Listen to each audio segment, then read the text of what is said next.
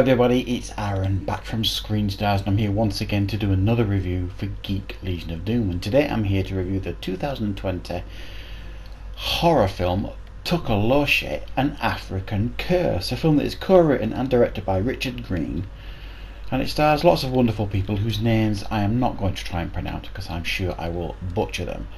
And this is, well, a Tokoloshe story. Now, I reviewed fairly recently on the Geek Legion of Doom channel a Tokoloshe film, a South African film that was actually pretty well made and pretty scary at points. And I thought this film was going to be very, very similar to that.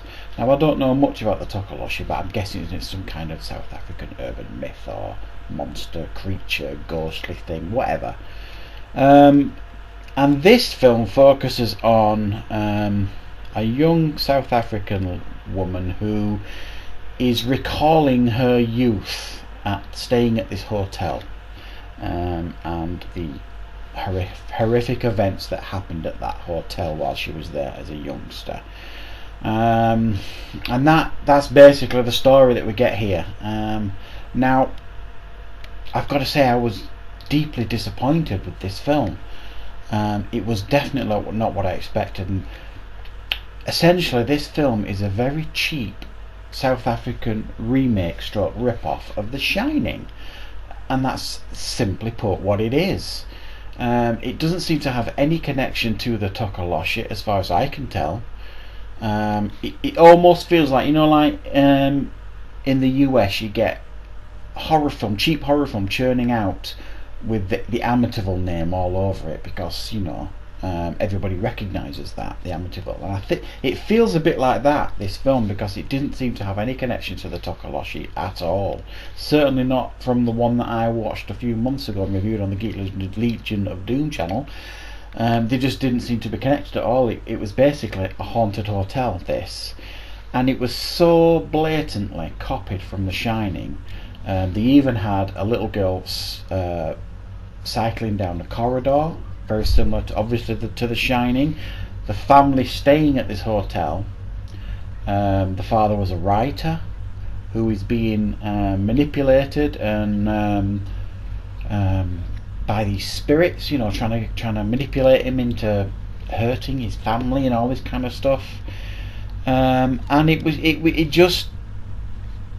just blatant to me. It was just an excuse, I think, to do a very cheap remake of The Shining. I did quite like the use of colours at times in this film. There were times where I thought the colour palette here worked quite nicely, but it was not a cohesive film at all. It felt like it was just a series of scenes filmed and then sewn together to try and make a cohesive film, and it didn't work. The narrative just did not work. It took me 20 minutes to realise that the scenes we were seeing in this hotel with this family, that was the weirdest family you've ever seen. You had a white mother, a Pakistani type father, and a South African daughter. It didn't make any sense to me, but they were a family in this hotel, and it took me 20-25 minutes to realise that it was this woman who was recounting to the psychiatrist what happened to her when she was younger. That's how bad the narrative is here. And I'm not stupid. I can usually pretty good at figuring out films, and it just does not explain itself at all well, this film. The narrative is all over the place, and it's just not cohesive to watch. And crucially, for a horror film, it's not scary at all. I don't recall anything in this film that you could describe as an effective scare, unfortunately. And I just couldn't, personally, I couldn't get past the blatant copying of The Shining here. It's fine. I understand that a lot of people love and respect that film. It's a great horror film. Why would you not try and do some kind of homage to it? But it's just blatant what they do here. It's just copying. And it didn't feel respectful. It just felt disrespectful, if you like. And it's odd, this film, because it's only 67 minutes long, I believe it is, when I counted by the end. So and for a film to be 67 minutes long, usually if a film is that short, you want more. Well, this film was 67 minutes long, and it felt nearly 2 hours long because it was just all over the place, and it was frustrating to watch and quite exhausting to watch. And some of the performances here were decidedly below par. I thought some of them were okay, but some of them are just jarringly bad and take you right out of the film. So it's an odd one, this, because it's an almost impossible film to follow. There's lots of face palm moments in it because, like I say, it's blatantly copying what's come before and done far better, and it doesn't feel like it has got any connection to this myth of the Tokoloshe in South Africa.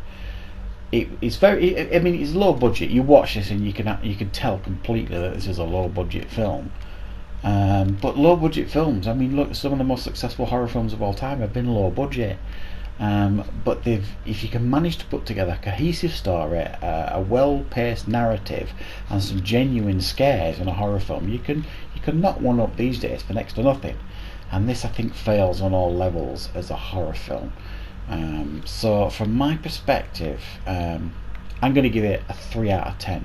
There's just too much wrong with this film. They couldn't even get a scene right where someone is supposedly playing the piano, and you can hear the piano playing, but you look at his fingers and he's not even pressing the keys down on the piano.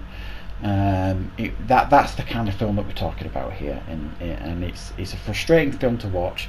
I didn't find it scary at all.